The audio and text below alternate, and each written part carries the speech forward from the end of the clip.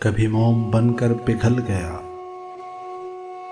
कभी गिरते गिरते संभल गया। कभी मोम बनकर पिघल गया, कभी गिरते गिरते संभल गया। वो बन के लम्हा गुरेज का मेरे पास से यूं निकल गया। उसे रोकता भी तो किस तरह कि वो शख्स इतना अजीब था। कभी तड़प उठा मेरी आह से, कभी अश्क से न पिघल सका।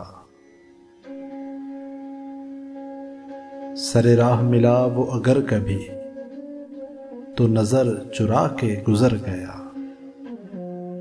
वो उतर गया मेरी आंख से, मेरे दिल से वो क्यों ना उतर सका। वो चला गया जहां छोड़ के, मैं वहां से फिर ना पलट सका।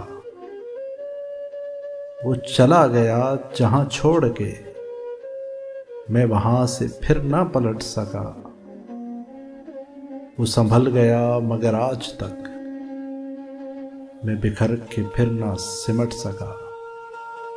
वो संभल गया मगर आज तक मैं बिखर के फिर ना सिमट सका।